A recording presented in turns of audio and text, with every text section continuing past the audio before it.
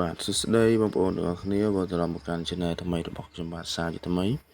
ថ្ងៃនេះ channel របស់ខ្ញុំបាទធ្វើការចេញជូនតម្រូវឆ្នោតយួនប៉ុស ABCD សម្រាប់បងប្អូននៅទីផ្សារសំណាងនៅឥតគិតថ្លៃនៅវេលាម៉ោង 4 កន្លះដល់ម៉ោង 6 កន្លះ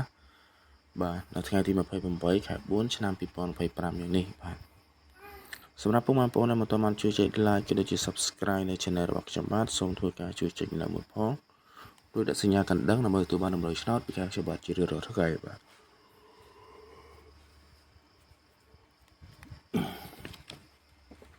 បាទអញ្ចឹងមុនការតម្រូវយើងមើលថ្ងៃទី27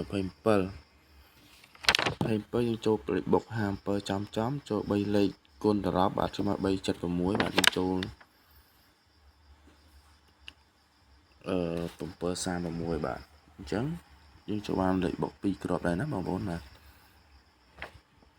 ឥឡូវក៏កុំឲ្យខាតពេលវេលាយូរពួកបងប្អូនអាចធ្វើការយកលេខទៅផ្សំសំណាង free ដែលគិតថ្លៃបាទសម្រាប់2លេខគឺមាន73 98បាទ98 13បាទ13 18បាទ18និង39បាទនិង39បាទ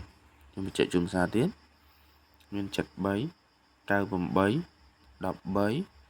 18និង39បាទស្លាយមួយណាយកមកទៅផ្សំសំណាងទៅណាពុកម៉ែបងប្អូន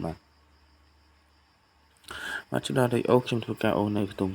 7បាទអូស7អូស10និងអូស30បាទស្រាញ7អូស7ស្រាញ10អូស10ហើយ30អូស30ទៅណាពុកម៉ែបងប្អូន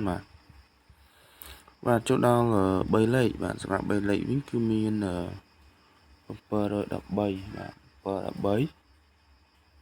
981បាទ981និង176បាទ176បាទបាទបញ្ជាក់ជូនមិន713 981និង176បាទអញ្ចឹងពីខាង admin